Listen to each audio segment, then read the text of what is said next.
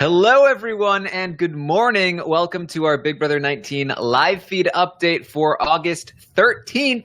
I'm your host, Taran Armstrong, and today I've brought a wonderful guest. It's John Krause. How you doing, John? I'm doing all right. I don't have a funny joke today. I was going to make another joke about maybe not using the veto on myself, but it's kind of played out at this point. It's disappointing. Both the not using the veto on yourself and not having a joke. So yeah. Well, I won't be the most disappointing person on this podcast, I don't think. Yes, we are here to talk about everything that happened on the feeds yesterday. And to start it off, we spoiled it a bit yesterday because it happened while we were doing the live feed update, which doesn't often happen, but they picked players for the veto, and Cody was not chosen to play in this veto, which is basically the death sentence for Cody's game. It's going to be very, very hard for him to survive this week, right, John? Yeah, I would have to agree. I think that this is sort of maybe not the final nail in the Cody coffin, but certainly the second to last nail. I really think that this week might be pretty set in stone. Yes, it's if you're a Cody fan, this is disappointing. If you're not a Cody fan, it's probably also disappointing because we're going to be seeing a very slow week this week. Basically, Paul makes sure after this happens that everyone's on board now, especially that Mark has been winning all these competitions. Paul's going around saying, you know what we need to do? We need to make sure Mark goes home before Elena. He's the bigger target. He's been winning all these competitions. This is what we need to do. It seems like he's getting some traction here too. You know, a lot of people had been defending Mark, but even Jason now is kind of just like, you know what? I don't care. It's fine. We can take Mark out. Things not looking so great for Mark either, John.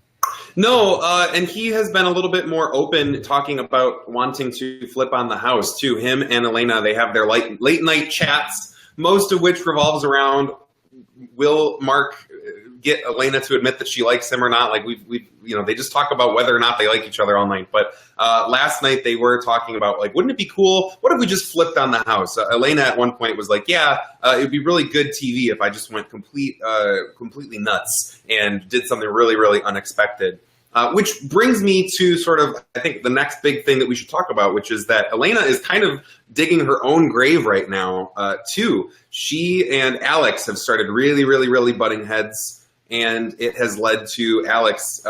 She's really, really getting sick of Elena right now. Well, yes, there was an incident at the veto competition that we will talk about. But first, we need to talk about this. There's been even more Kevin skepticism here. Kevin has just been going around. Alex and Paul still talking about, like, man, we really don't like what Kevin is doing here. He's been talking to Cody too much. And to the point where when Paul was talking with Jason and Alex, they were saying, you know what?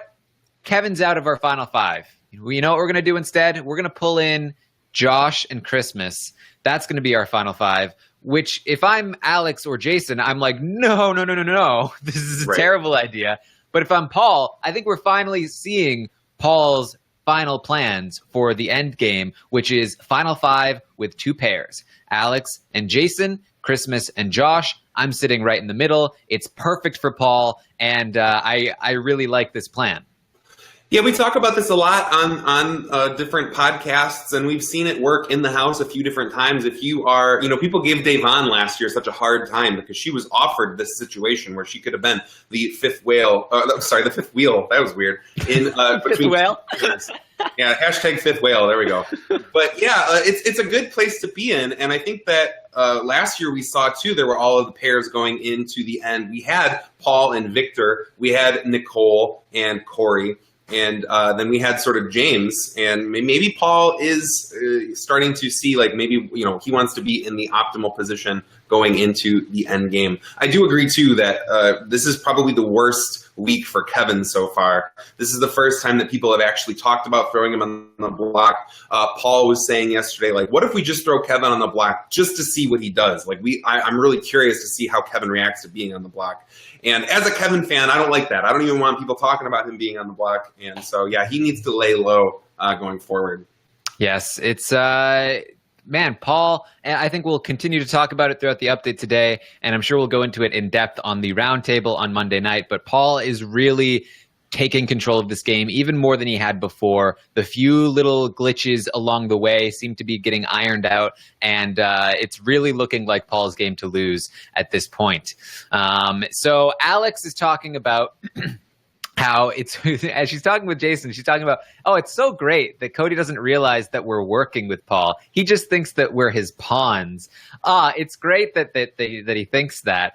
I guess semantics, it's, theoretically, you could say that she's working with Paul and she's not his quote unquote pawn.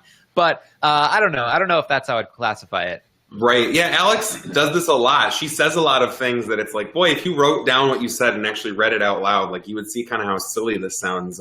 She's definitely got a lot of the, we call this dramatic irony in the literary world, where she's definitely has no idea that she is a pawn. They're all pawns. I would agree that Paul has really set himself up to the point where it is his game to lose. We were looking last week at maybe Josh and Christmas being the people that would start to flip, that would start the tower tumbling, but they've definitely sort of cozied right back up into the situation. And look, Paul wants to bring them in closer now, and so that works out better for them too.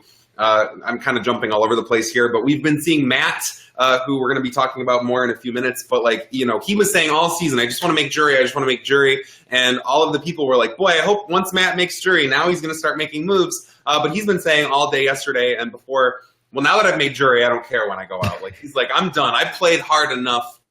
And so I'm ready to be done. And so, yeah, they're just falling down for Paul. Yeah, and they even talk about, Jason tells Alex about his conversation with Mark last week, where Mark said if anybody wants to win, they have to get Paul out of the game. Alex even kind of was like, maybe that's true. Maybe what we do is at the final three, I'd probably choose you over him to take to the end. Keyword there, probably. She's not willing to even commit to that. But there is talk finally about what they would do in the end if they're willing to cut Paul. I think by then it's a little late.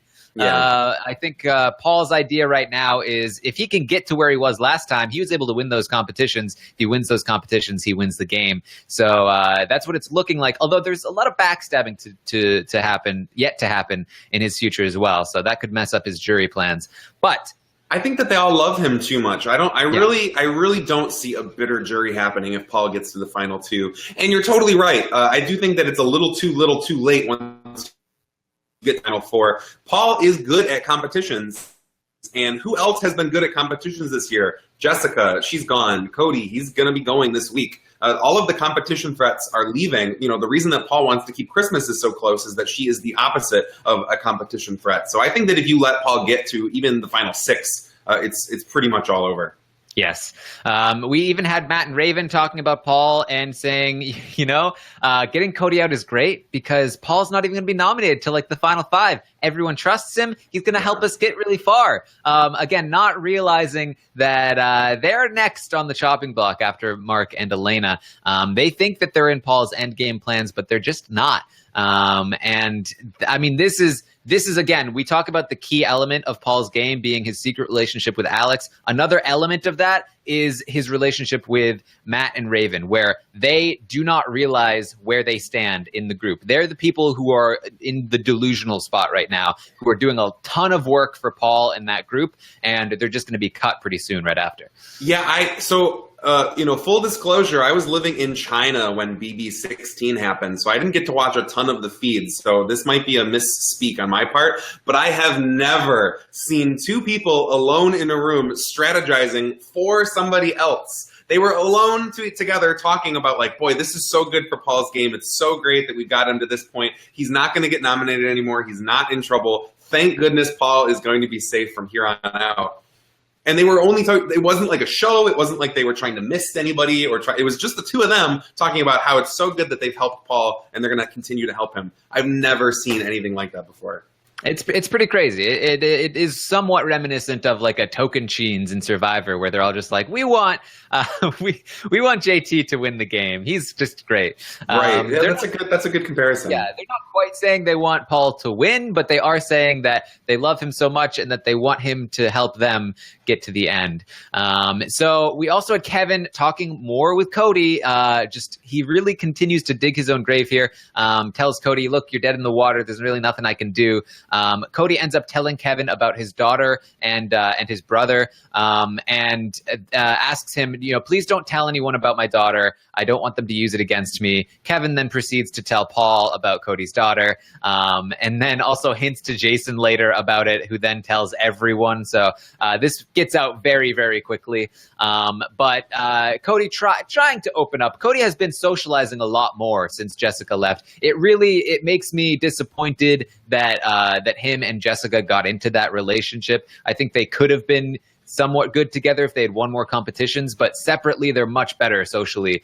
He's like actually talking to people instead of just like hanging out in a room with her all day. Yeah, he doesn't have anyone to canoodle with in a bed anymore, and so he actually has to like go out into the house and see people and talk to people. It's been interesting, turning on the feeds, and there's not a camera just for Cody and Jessica and then a camera for everybody else. Now there are, Cody is in the room with other people, and it's really kind of interesting to see. I think that his social game probably could have been decent. I think it's definitely too late at this point, and he's kind of going to be lying in the bed that he laid. He had a pretty bad hand dealt to him, what with nominating a third of the House during the first week.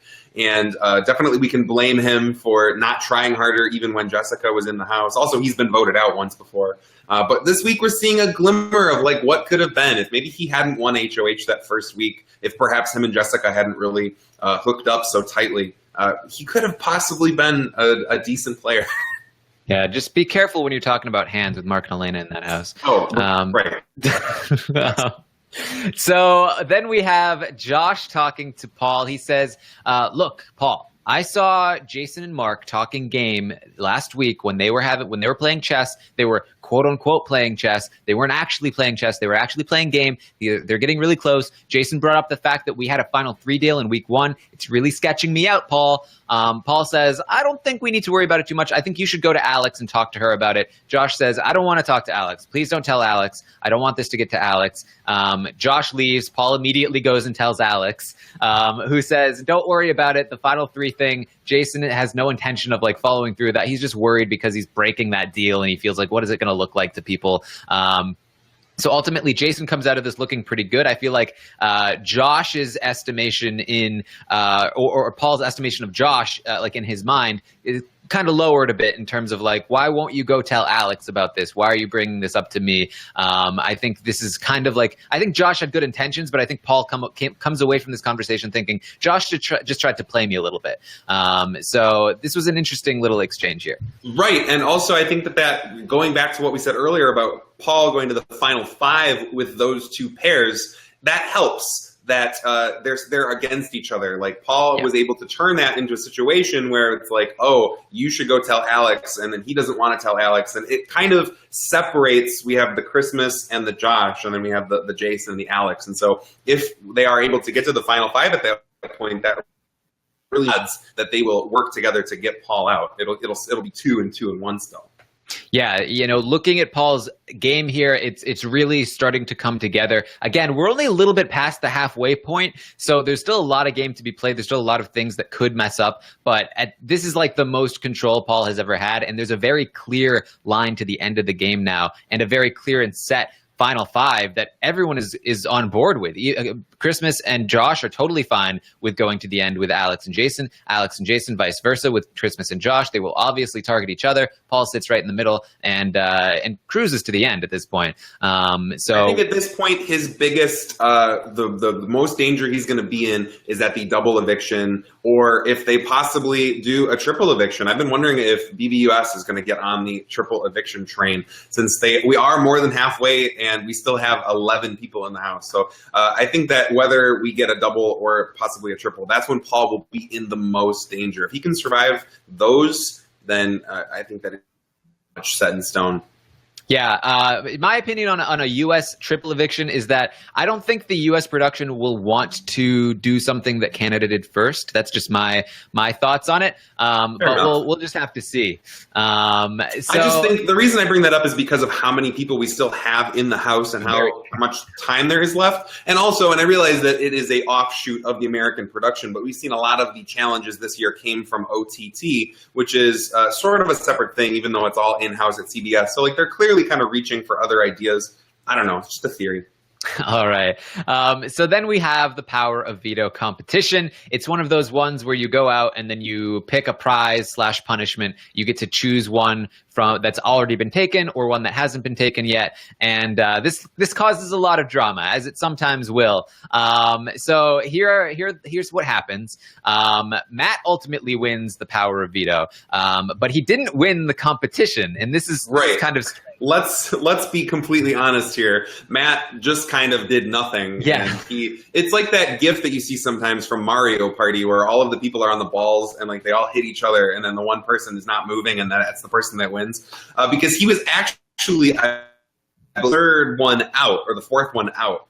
But the other people just didn't want the veto, so they let Mark have it. Yeah, well, he had talked to Paul earlier, and Paul said, if you win the veto, you have to use it on Jason so that we can backdoor Cody. And Matt was just like, well, I guess I'll just throw it then. Like, I don't want to have to use it on somebody else.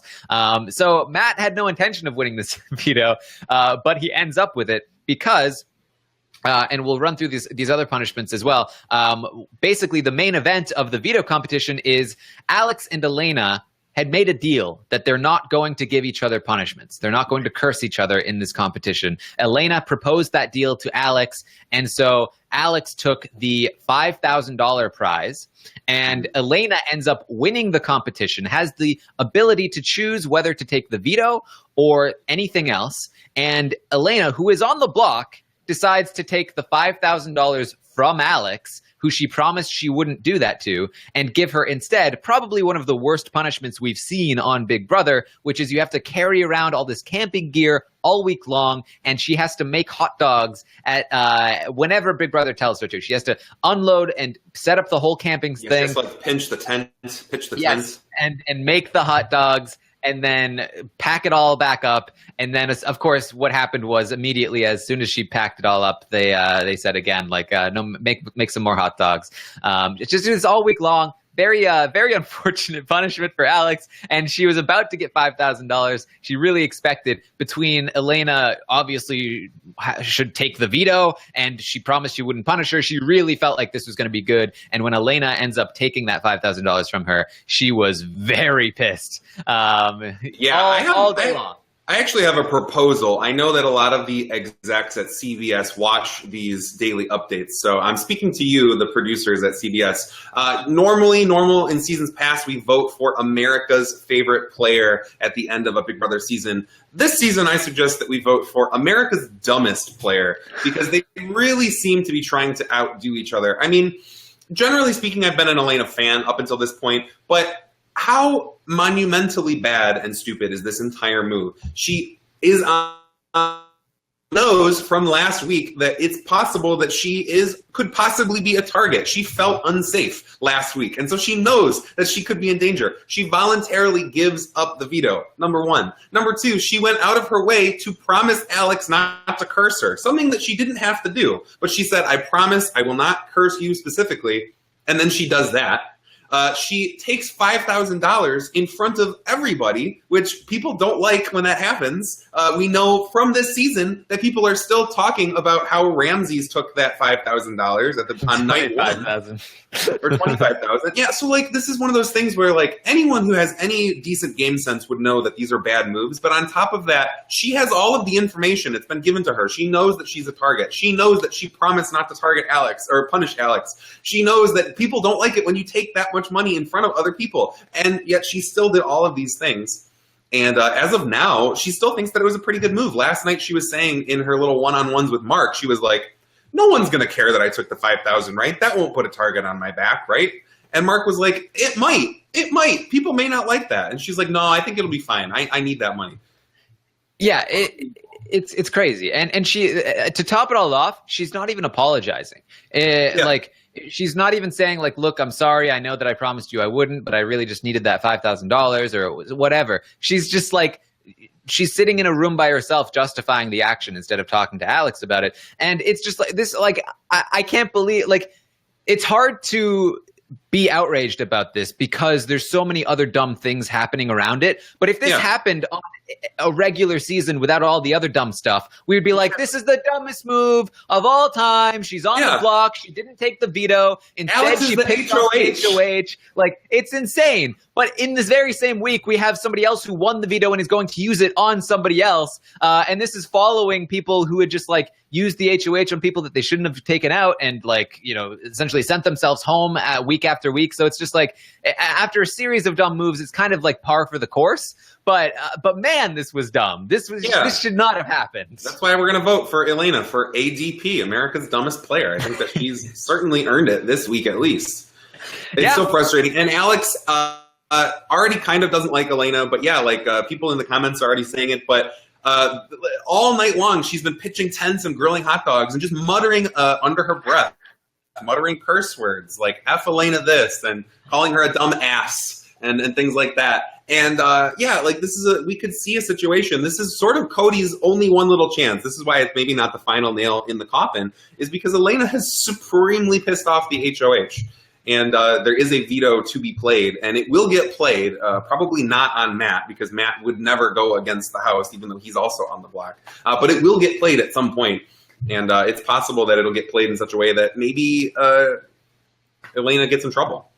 Yeah, as I mentioned at the beginning of the day, Paul had pretty much set it up so that Mark was the next target. And now people are talking about, no, we should. I mean, Alex is kind of wanting to switch it to Elena this week because she's so pissed off. Granted, Paul immediately puts out the flames. He makes sure everyone understands, no, we have to make sure that Cody goes this week. We can't let him squeak by. We can't let Cody reintegrate himself into the House. He's been socializing more. People are on board with that. They're saying, yes, we agree. Cody needs to go. But then Elena next week. It goes back to what you said about how this is like a really dumb move, except for all of the other dumb stuff around it. I think if think about if Josh were the HOH this week, like he would be even more pissed off. Like imagine if Josh had gotten punished and was targeted. The fact that Alex is the one who's the HOH, and Alex, in a house full of people who are happy to follow Paul, she is number one most happy to follow Paul. That's kind of the number one thing that's going to save Elena this week, is that all it takes is Paul to say to Alex, like, let's not do this. It's just dumb surrounded by dumb. Yes. All right. So to round off these punishments and rewards here, Mark ends up winning a trip to Colorado, I guess to go to the Wolfpack Ninja Tour. If you're an American Ninja Warrior listener, I don't know what else is in Colorado.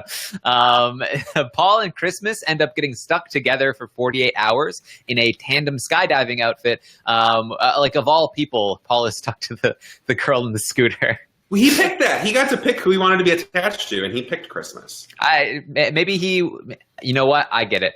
He was like, man, that scooter looks like so much fun. I want to be able to ride around on the scooter all day. I want sound effects. Is it a 2-person scooter? No, they should give him his own scooter, and then they can do like tandem scoots throughout the house. Oh man. All right. So Jason ends up getting his second costume of the season, the Extrematard. He has to run around talking about how he's extreme, and they're like, oh, Jason's extreme when he's doing nothing, and he's extremely annoying. Like it's Jason Extreme. So more Jason costuming. Yeah, I believe I read on Twitter, I follow a lot of Big Brother fact Twitters, and I think he's the third person in Big Brother history to have gotten 2 costumes. I want to say Nicole was one. I can't think of who the other one is. I like the costumes. As much as I poo-poo all of the dumb stuff and the sound effects and all these things, I always really like the costumes. They're really funny to me. I love all the tards that they've had over the years. Yes, I believe Jen was another one that had 2 costumes. I'm not. Frank in the chat. There you go. Thank you, chat. Okay, so that was the veto competition. Cody was pretty happy about this. Cody was like, you know what? I love this move, Elena. This was great. You did a great job. I would have done the same thing. And he's also kind of just a little bit hoping, like, I wonder if this will switch the target onto her. He asks Kevin about it. He's like, are they pissed enough at Elena that things could change? Kevin is kind of like, I don't think so, but let me go see what I can do. I'll go talk to them for you. Again, Kevin should not be doing this. Kevin should not be talking to anyone on Cody's behalf. They're already very skeptical. I could very easily see Kevin being one of the people that becomes the perpetual pawn once Mark and or Elena go home here. Yeah, I not that I can speak for Kevin or for his strategy, but I do think that he kind of wants to be, because he's a talker, I think he wants to be like the straight shooter. He's done this thing all season where like if someone goes like, am I the target? And like they are the target, then Kevin will be like, yeah, you kind of are the target. And you can criticize that gameplay a little bit, but I think that he is seen kind of as a straight shooter in the house, which probably has helped him up until this point. But I do think that it's not good to, he was trying to tie himself to Cody last week, and then there was this whole big fight, and Kevin even said, like, boy, I shouldn't have gotten so close to Cody. That was a bad move. Cody burned that bridge. And it is a little bit surprising to see him kind of going back to Cody again this week, because I would have thought that he had learned his lesson. Again, kind of a bad week for Kevin. Yes.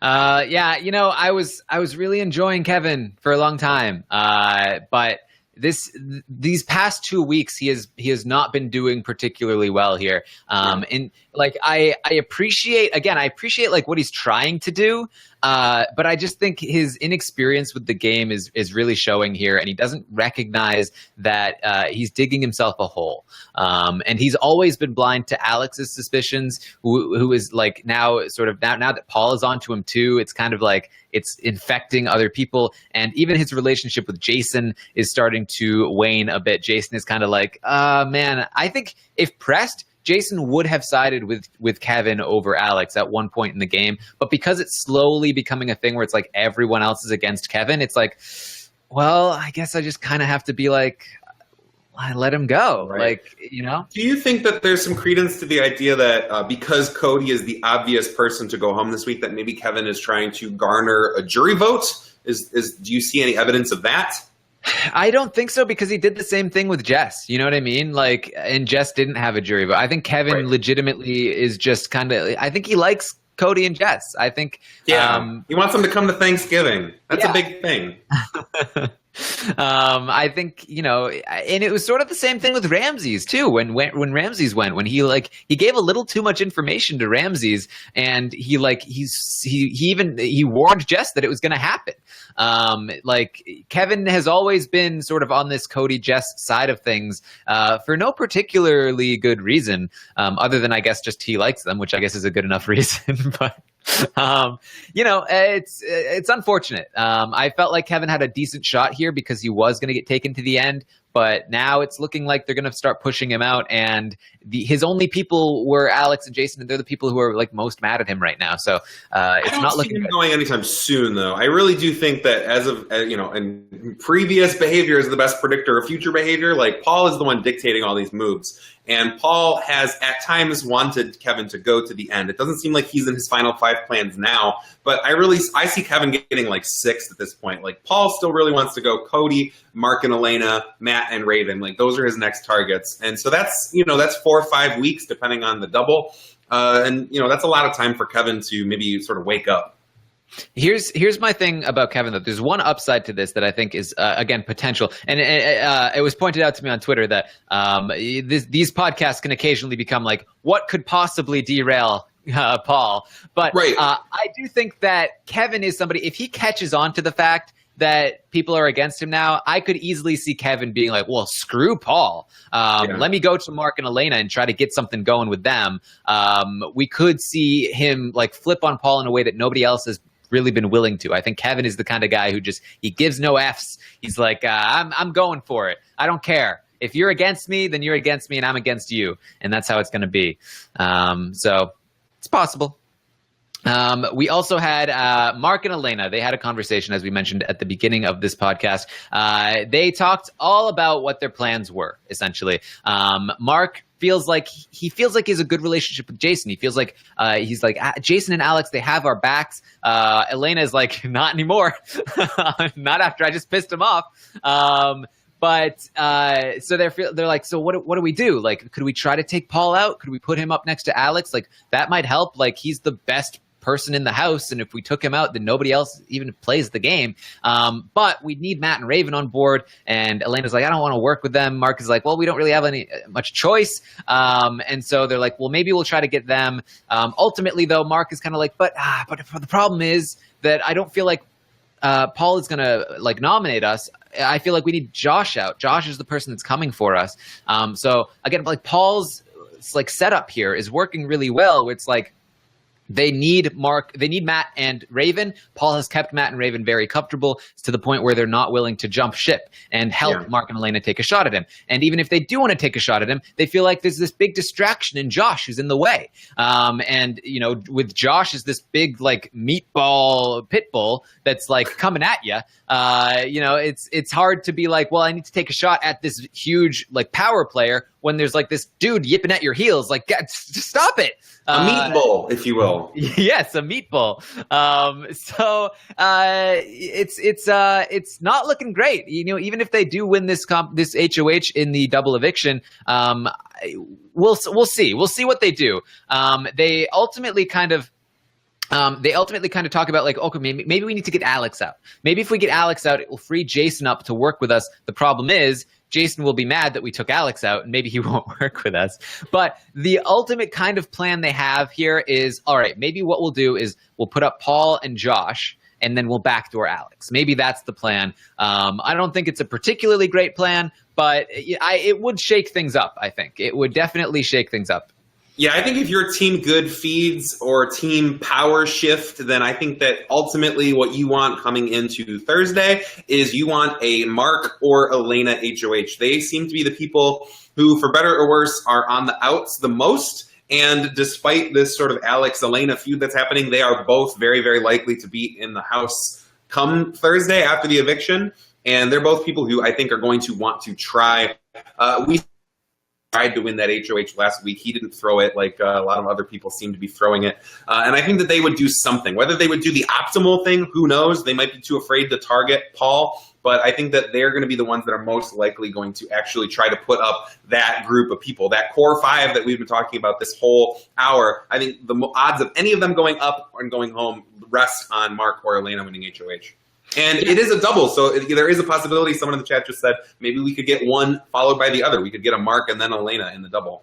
Yeah, I mean, they're not they're not too shabby here in competitions. Mark has won a bunch in a row, and Elena's not terrible at these quiz competitions. She did say that she threw this one this week because she didn't want to have to be the one to backdoor Cody. Dummy! Yeah, right? I know. God, what are you doing? Very bad week on Elena's part. I will say that Elena also did really well on the wall comp. She was one of the last, I want to say, 3 people on the wall comp there, too. So we could see one of them or both of them win possibly this Thursday. Yeah, so since this is a double eviction, we have to assume the HOH is going to be some kind of quiz, probably. Right. And so Elena might have a decent shot at that. And then there might be some physical competition afterward. I think we usually get like one of those like knockout, like skill competitions after a double.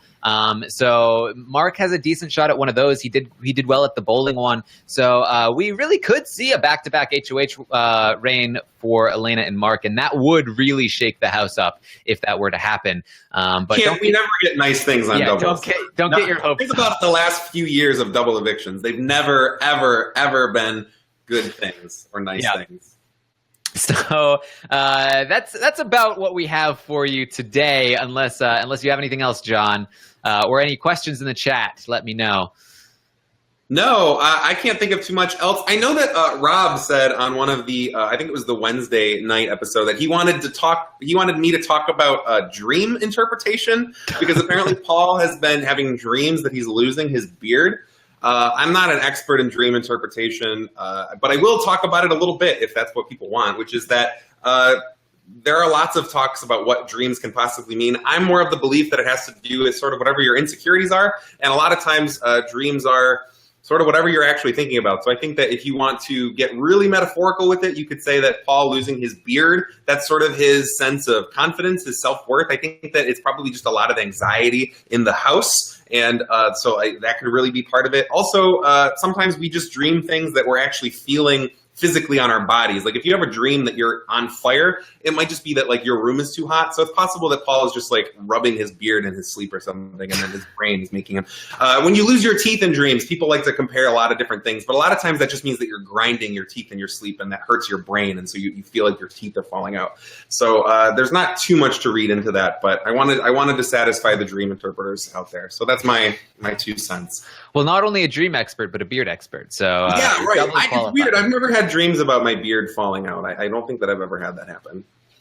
All right. Well, there is something I wanted to briefly talk about, because I think it's important to talk about this while it's happening. And we will talk about this in more detail on the roundtable. But when we're looking at Paul's game, because it really does look like it's his game to lose right now, we think about, like, is it Paul? Or is it the rest of the house, right? Like we talk about Derek. Was Derek amazing, or was the Big Brother 16 cast incredibly dumb? When we're looking at this house, I think we're definitely seeing a lot of players acting incredibly dumb, and not all of it has to do with what Paul is doing, right? Like Jess and Cody, like pretty like top tier bad players.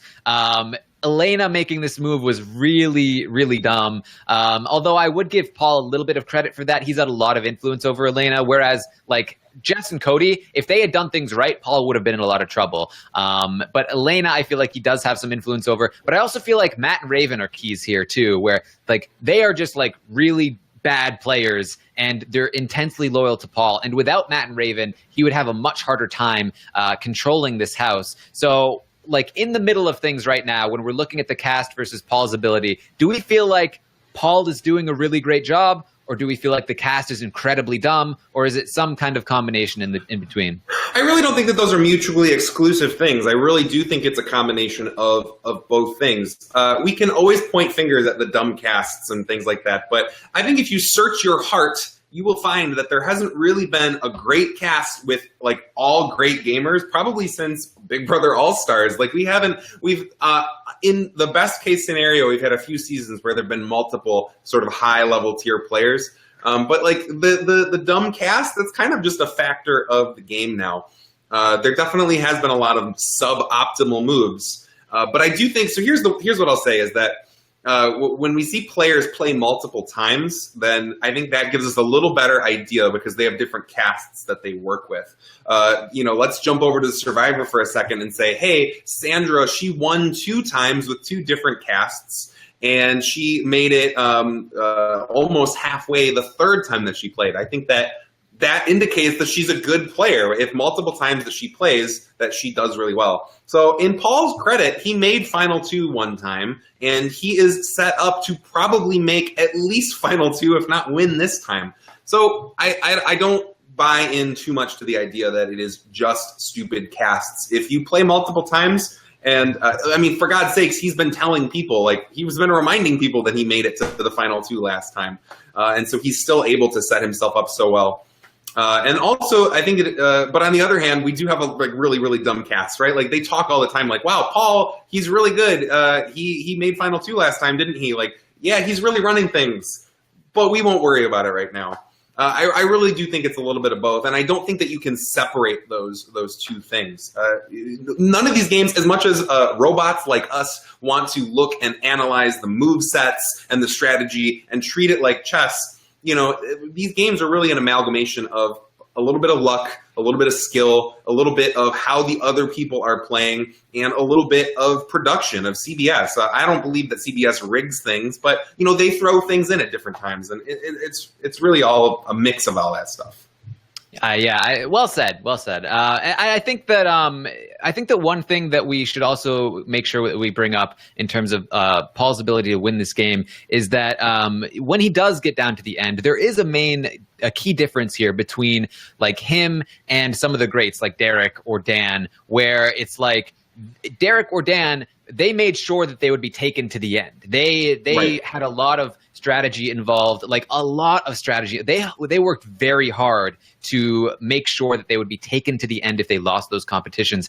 I don't think Paul is really focusing on that, because last time Paul was able to win those final competitions and get himself to the end. So I think he feels like he'll just be able to do that. And so he's not really focusing on like take me to the end. He is trying to like say, I'm a vet, I can't win the game. But beyond that, there's not a whole lot that he's doing, and it's not very successful either. Most of the house thinks that he will win in the end if he gets there. And I think that's going to be a big issue for him down the line. I could easily see Paul getting cut at Final Four, at Final Three, if he does, by misfortune to him, lose one of those competitions. Yeah, I really, despite all the talk and all of the Matt saying like, oh, good, he won't be nominated. You know, if it gets to the Final Three and someone not Paul wins that Final Three, I think that even Alex, I think, let's say that Alex is in the Final Three with Paul and then anyone else, Jason, and then Alex wins that Final Three. I truly believe that even Alex would cut Paul at that point. So I do agree with you that he hasn't planned for every single contingency. He's been playing very similar to Derek. I say it every time I'm on this show. Other people say it too. But it's a lot more sloppy. There's not 100% of all of the different iterations of possibility where he gets to the end. I do think that he will have to win out in that last competition. All right, so that's our update for today. Just a little bit of an analysis there at the end, because I do like I like being able to talk about this as the season is happening. I feel like it gives a little more credence to the post-season analysis as well, to say, well, we were talking about this during the season. So thank you for joining me, John. I enjoyed the discussion. Yeah, it's always fun.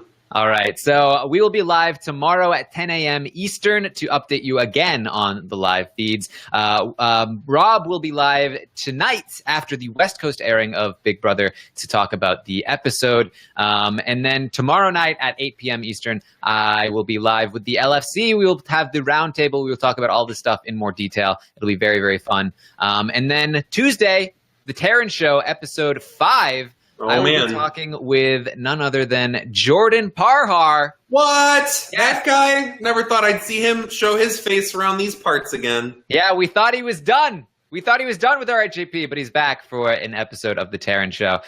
Really looking forward to that. There's lots of stuff to talk about with Jordan, so keep an eye out. Thank you, everyone, for joining us. We will see you next time. Goodbye.